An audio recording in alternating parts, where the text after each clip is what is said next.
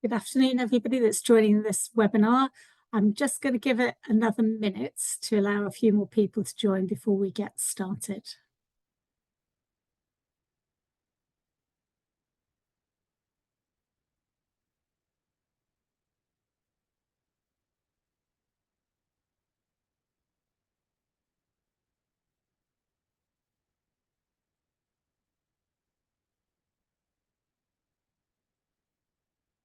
Okay, because we're only running today's webinar for about 30 minutes, I think we'll kick off and additional people are likely to join as we go along.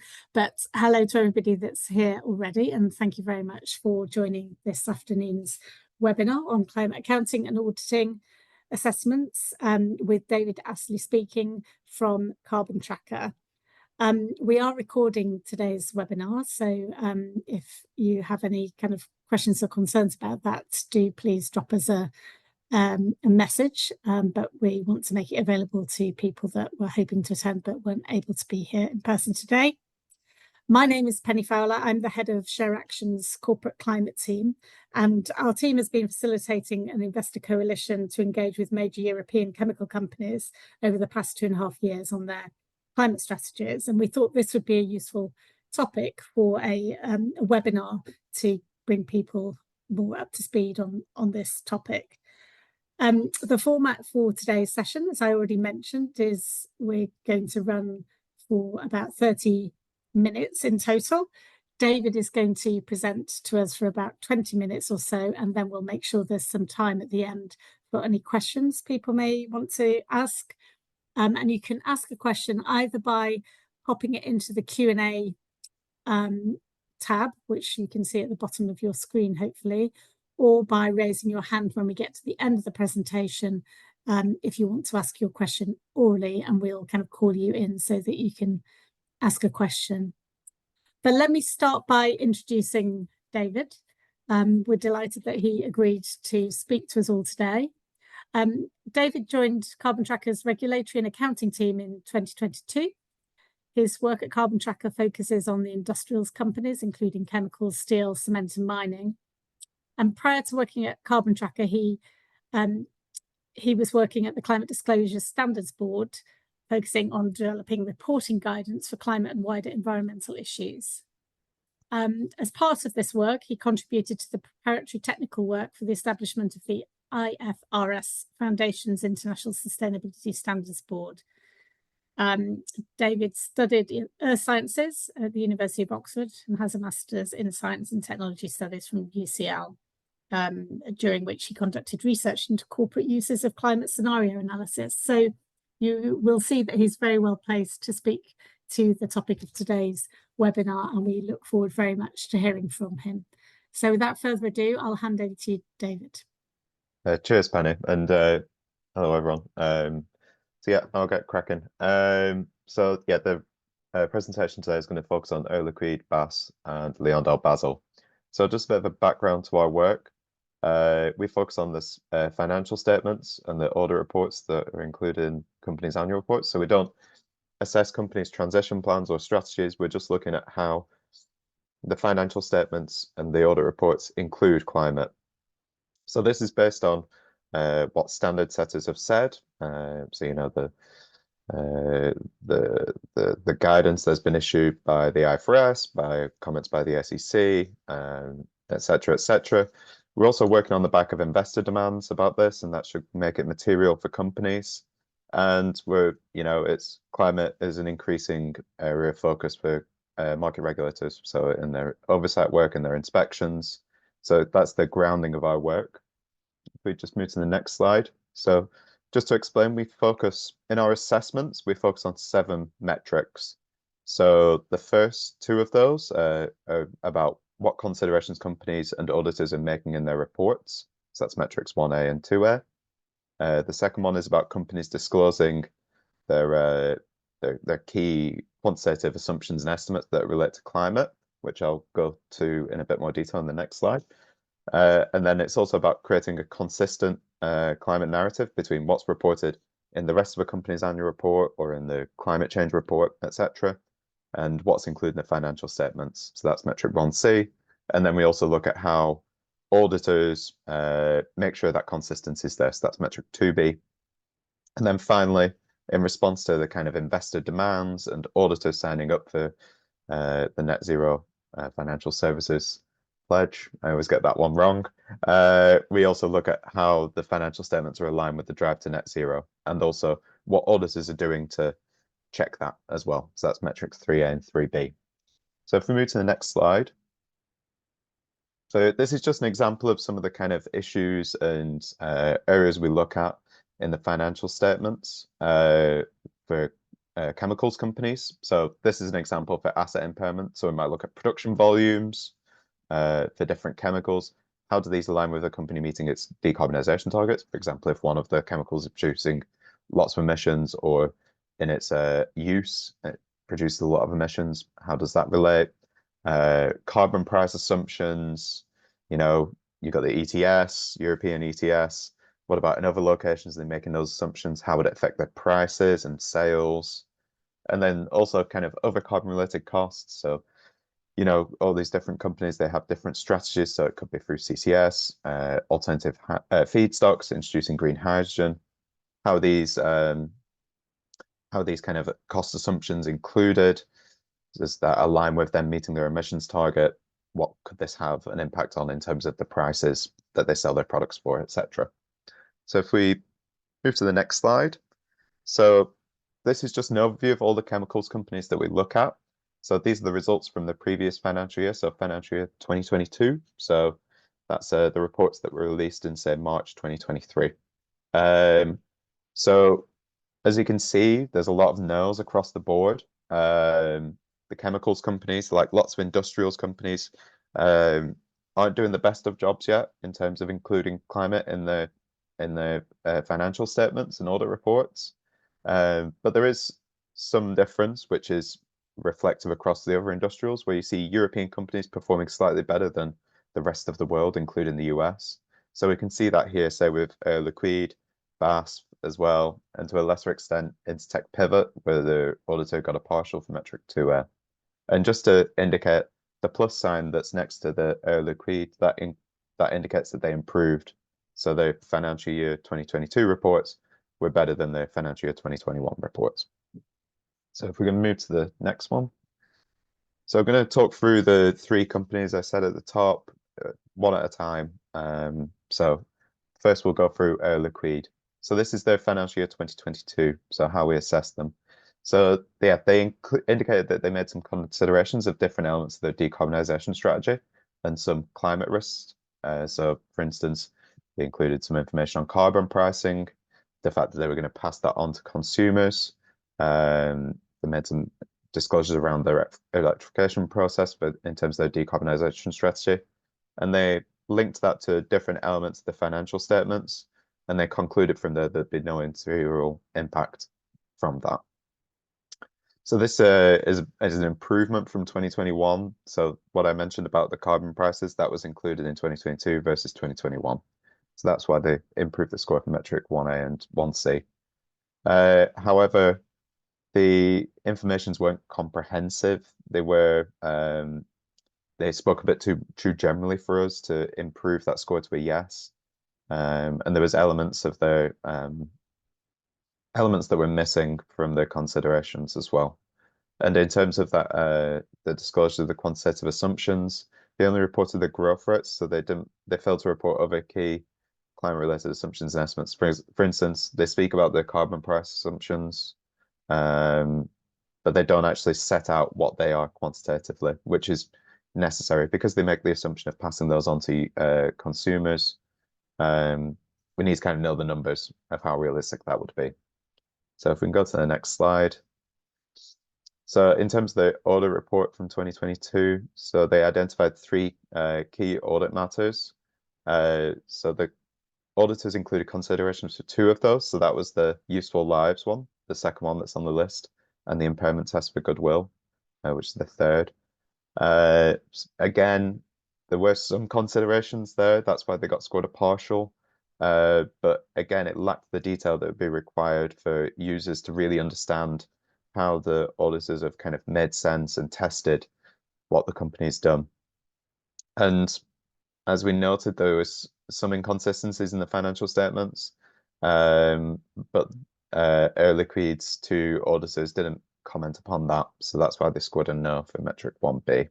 And in terms of the that kind of metrics 3A and 3B, that alignment to the drive to net zero, Air Liquide didn't provide the necessary information for us to make an assessment of that, and they didn't provide any climate sensitivities either in the financial statements, so we couldn't score them anything except a no on that front. And likewise, the auditors didn't make any comment on any considerations or that alignment to drive to net zero. So if we can move to the next slide. So in terms of this year, in terms of our preliminary gap analysis of the 2023 financial statements, so there was Air Liquide provided some additional information, so they explained the way that they're going to be accounting for their renewable power purchase agreements, which is something that we've seen in other kind of European companies as well. But that wasn't enough. That didn't speak to the issues that we saw in the financial statements as being missing. So there's unlikely to be an improvement on score there. And one thing that's notable actually is that they're in their 2022 financial statements, they said that there wouldn't be a need to kind of get rid of or decommission early the steam methane reforming units, but we noted that that had been removed from the financial year 2023 report. So that could suggest either, it could just be a simple omission on the company's part, they forgot about it, or it could mean that maybe they're having a reassessment of that, and it might be the case that the steam methane reformer units, which are used to produce hydrogen, might actually be a bit more at risk when it comes to the decarbonisation and the wider energy transition. In terms of the audit report, it was the same three CAMs that were reported, and the considerations reported against those two that I noted, so the second two on useful lives and goodwill, they were exactly the same. So there was no improvements there, and we didn't see any additional considerations for that first CAM as well. For example, whether the auditor tested the carbon price assumptions that the company used, and whether the conclusions the company came to around that, whether that's reasonable. And likewise with the alignment to drive to net zero, we saw no additional disclosures by the company there. So overall for Air Liquide, it was pretty much the same disclosures as the previous year, with just that additional little bit around that treatment of the renewable power purchase agreements. So if we could move to the next slide, please. So yeah, what we'd like to see going forward from Air Liquide, so for the financial statements, as I said, we want to see more detail about how it's come to this conclusion that there've been no material impacts for the company. So for instance, they speak a lot about their big industrial contracts, but they don't speak about their industrial merchants business when it comes to the climate considerations. Could that be an area of risk for them? That's something that we'd like to see. Also, we'd like to see some more information about the supplier costs, whether that could be affected by the energy transition. Is there going to be, increases in the price of the base chemicals that they use? And likewise, we'd like to see a bit more information about how they come to the conclusion about passing on costs to consumers, whether that could have any impacts in terms of retention of those customers. If they're just planning to pass on all their carbon prices, all the increase in electricity prices, isn't it reasonable to them to come to the conclusion that they can just pass that on to the customers? And then in terms of the quantitative stuff, so that's metric 1B, we'd like to see those carbon price assumptions. We'd also like to see the estimated cost for carbon capture, because that's going to be a big part of their business. Also the production volumes as well, just so we can make sense of how reasonable their business plan is going to change, etc., etc. And then the remaining useful lives of those emissions intensive assets. So I'm particularly thinking about the hydrogen production units there, given particularly with that emission that they've made this year, that seems quite a pertinent one. And yeah, we'd also like to understand better how their climate considerations actually align with their short, medium, and long-term climate targets, because they speak very generally in their financial statements. So we'd like a bit more detail. Is it prepared with the 2025, 2030 targets, or if they think that they're going to be fine for the 2050 targets? Okay, if we can move to the next one. And then in terms of the audit report, yep, again, just about getting more information for those two CAMs around external data use. for instance, and then also providing some considerations for that other CAM that I mentioned. So kind of about like challenging the carbon cost assumptions. And then with respect to the consistency, yeah, we'd like to understand how the auditors gained comfort with respect to the company's accounting considerations, particularly around its climate targets. And then, yeah, the alignment to net zero. Ideally, we'd like to see Air Liquide using kind of aligned assumptions or providing sensitivity analysis to net zero, such as against carbon prices for the industrial assets. And then for the auditors, we'd like to see the auditors testing those assumptions and estimates or providing their own sensitivities to a net zero pathway.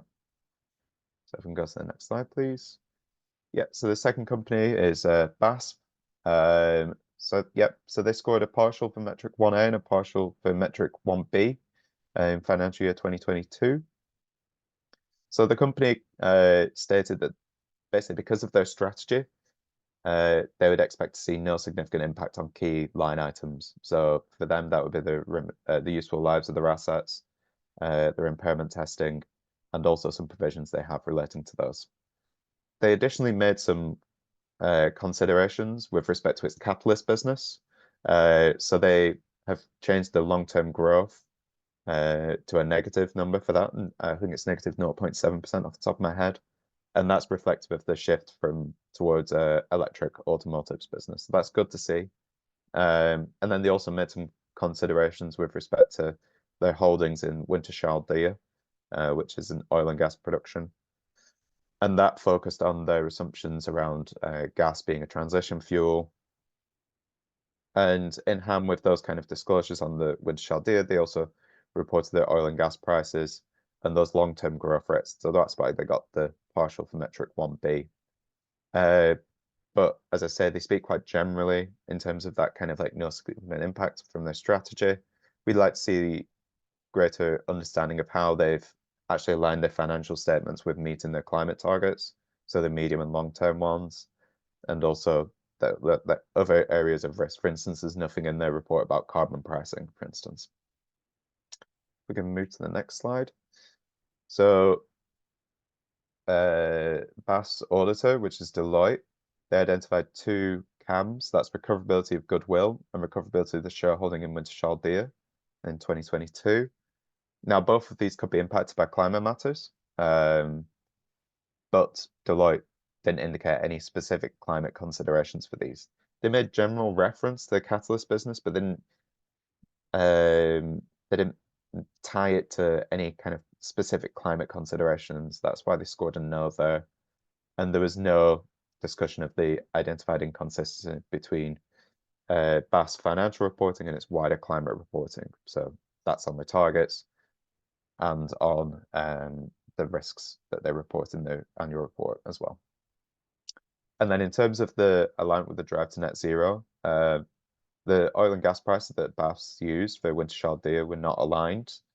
And then they also didn't provide a sensitivity for a net zero pathway.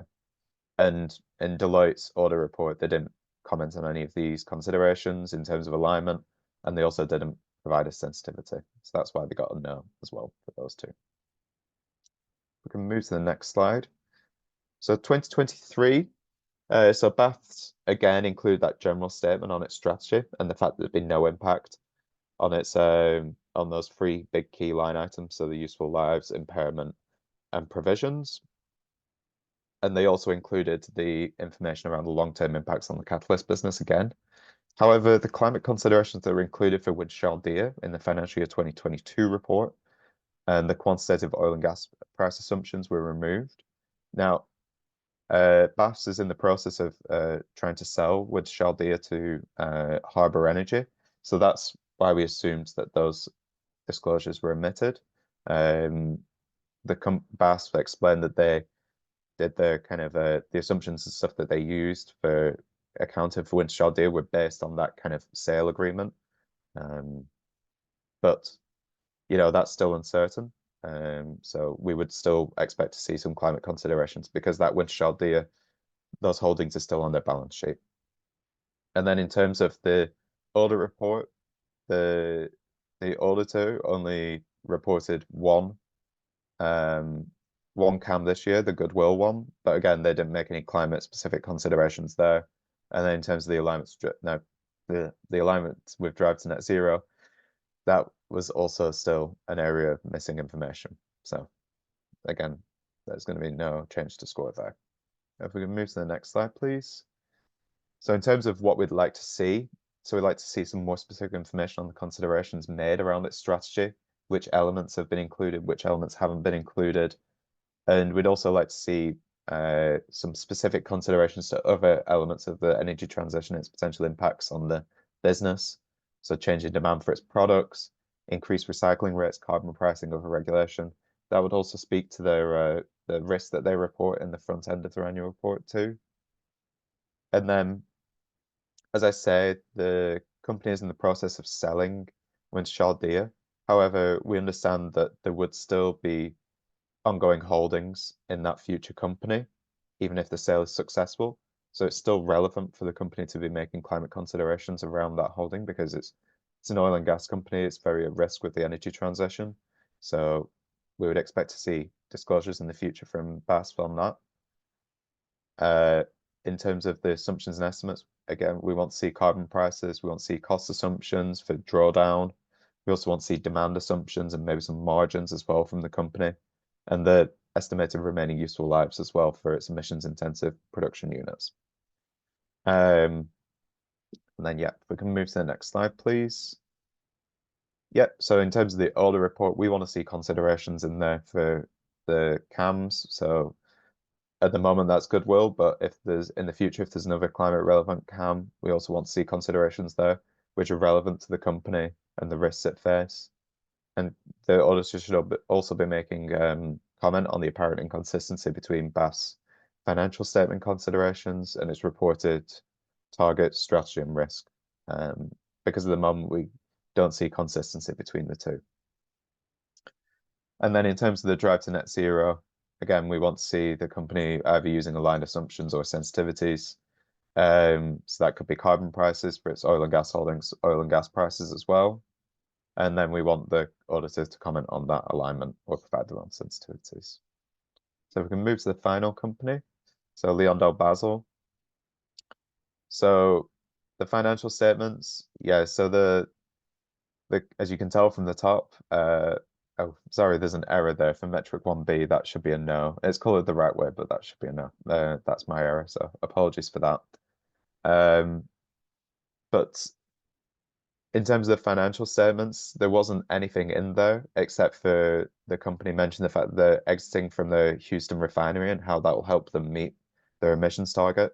So there wasn't any consideration of potential regulatory impacts on the company, any potential changes in demand, those impacts, carbon price impacts on the company. There's a lot of risk facing LyondellBasell, and we had no sight of those when it came to understanding how they prepared their financial statements. There was also none of the quantitative assumptions and estimates that we'd like to see as well. And then in terms of the audit report, so the CAM that the auditor identified, the critical audit matter, because it's a US company, or a US-based company, sorry, that was on unrecognized tax benefits, which isn't likely to be impacted by climate considerations. However, with plenty of other companies, we've seen considerations outside of those CAMs, so we would want to see why the auditor is not reporting on them outside of that. And then in terms of the alignment drive to net zero, neither company or auditor reports any relevant information there. So if we go to 2023, it's pretty much exactly the same. The financial statements, there was no additional disclosures by LyondellBasell. The auditor identified the same CAM, still no climate considerations in the rest of the report, and there's no progress when it comes to the alignments drive to net zero. We're going to move to the next slide, please. So what we would like to see from LyondellBasell. So to begin with, we'd like to see any climate considerations from their part. So an explanation of whether and how the company's included any relevant climate factors, risks into preparing their financial statements. I mentioned a few of these at the top. So change in demand for its product, increased input costs, regulatory impacts. We'd also be liking to see how the company's reporting on those assumptions and estimates. So yeah, carbon pricing is going to be a big one. Also kind of the remaining useful lives of their product, their assets, changes to input costs, changes to margins, that sort of information. And yeah, we'd like to see consistency between what they're reporting in the front end, so around its climate strategy, and also the reported risks which are included in the risk factors of its 10K. So carbon pricing and regulation is a big part of that. Then if we can go to the next slide, please. So in terms of the audit report, so if the audit is going to report on the same CAM in the future, we'd like to see information outside of that specific CAM considerations. So explaining how it's done its audit with respect to climate. There's also a question there, why isn't the auditor identifying any relevant CAMs which could be impacted by climate? Because we're seeing that across other chemicals companies, so that's a bit of a standout here. And PwC should be commenting on those apparent inconsistencies between the financial statements and the rest of the 10K that we spoke about. So that's the company's strategy and its reported risks that are included in the risk factors of the 10K. And then, yep, alignment to drive to net zero. Yeah, we want to see the company using aligned assumptions or providing sensitivities. So the easiest one for the company would be to do that against carbon prices. In the future, scenarios might improve, and we might get a bit more detail for them to do it around kind of changes in demand in different markets for chemicals.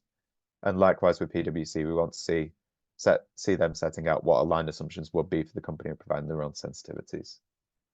So if we just move to the last couple of slides, which are our last ones. So these are just some example questions that we think would be useful for investors to take to audit committees or the board in terms of, progressing conversation. So for instance, like how would the audit committee ensure that climate risks are included in financial statements, risks including internal controls?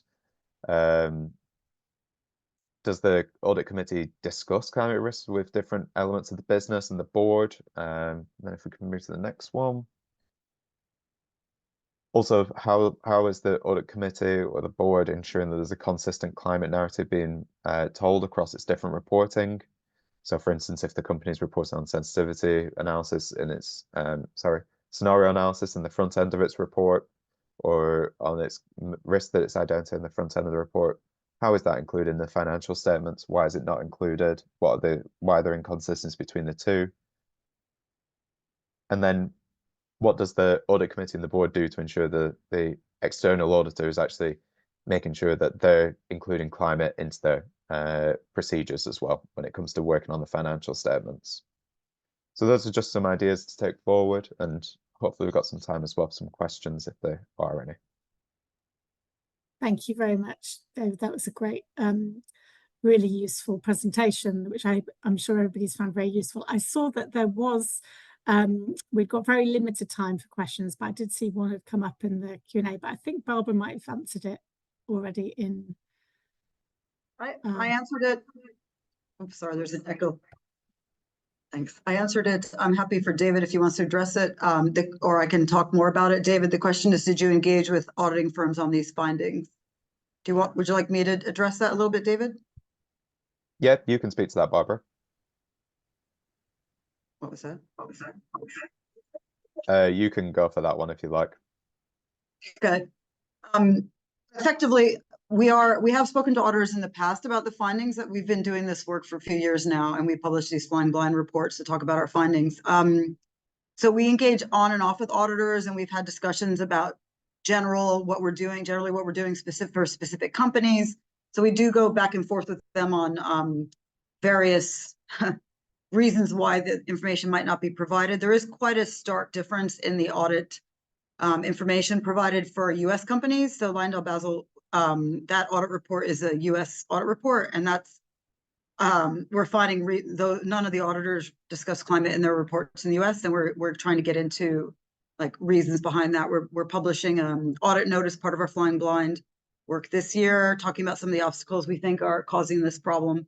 And David and another colleague, Seppi, who's on this call, they're working on a regulator note to try to address, because we think there are some issues with supervisory and enforcement, not just of the financial statements, but the audit work.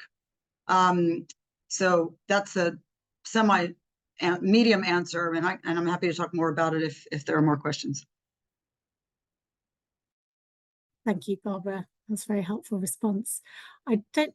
Oh, there's another question. It's just. Oh no, no, it's just. I think there's one from Rupert Crafting. Just bear with me.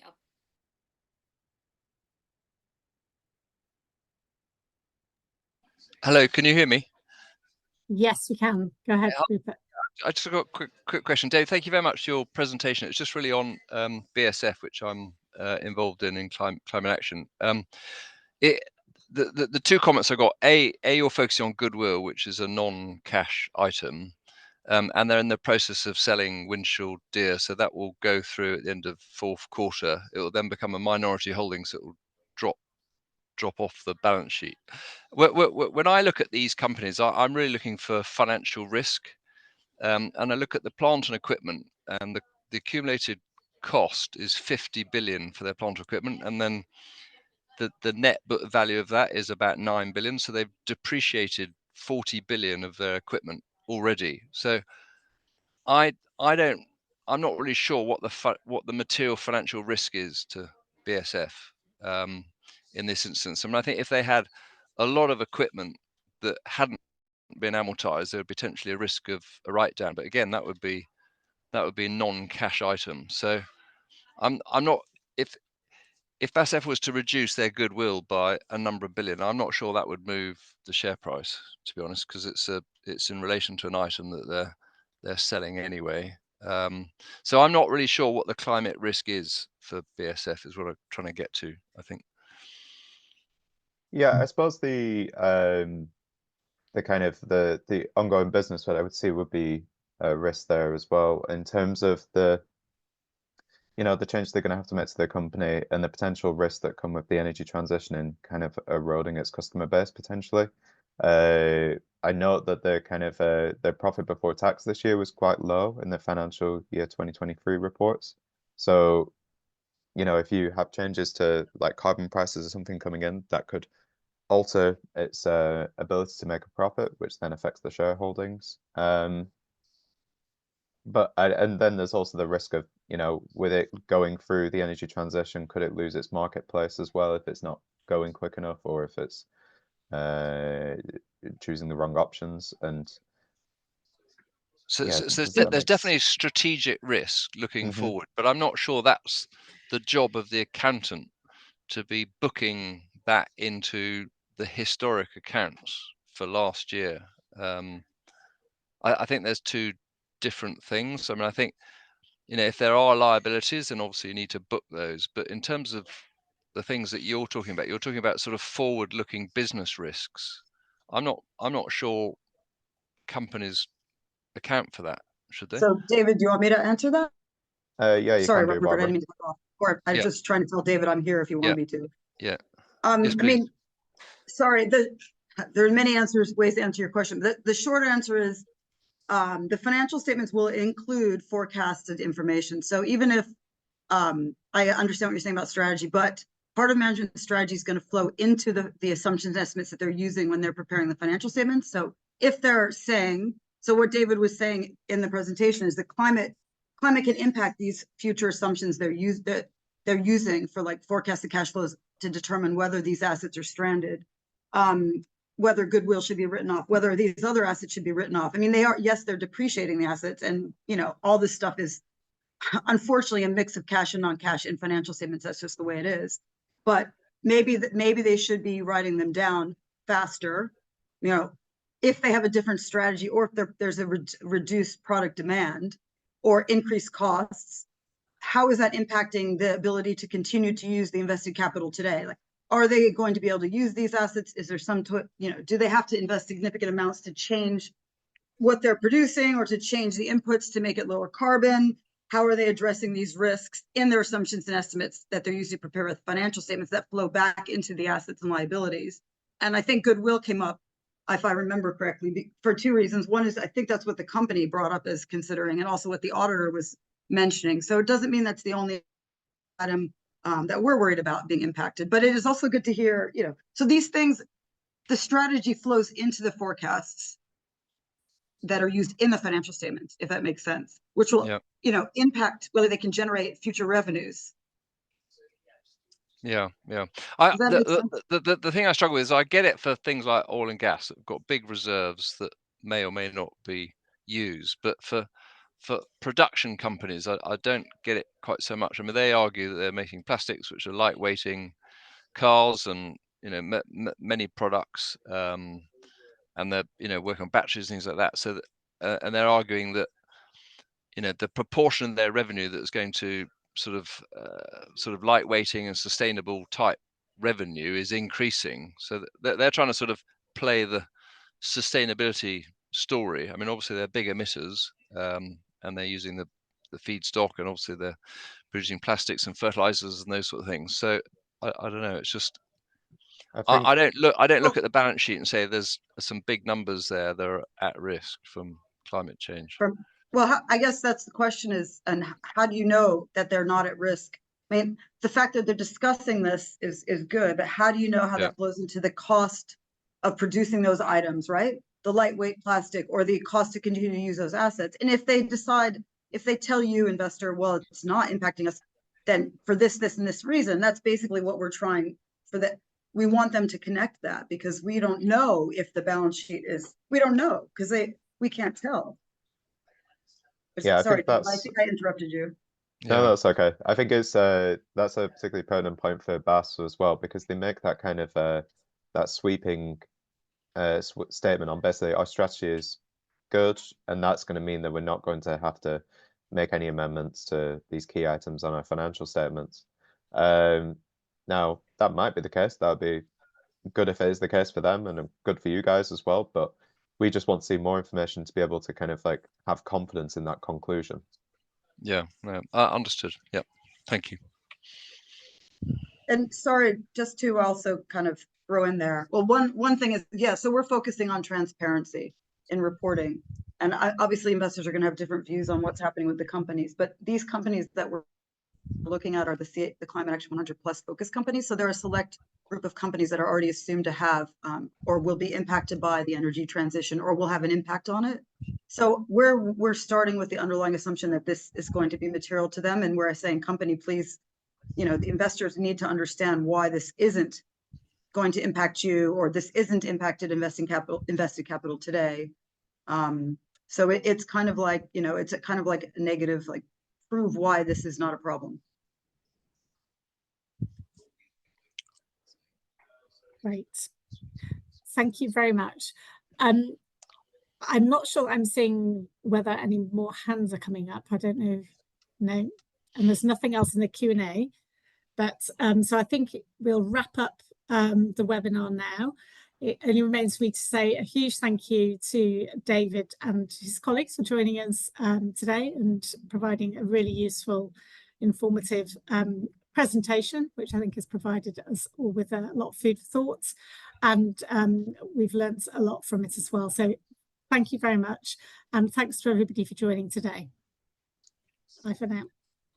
Thank you for having us. Thank you very much. Bye-bye. Thank you.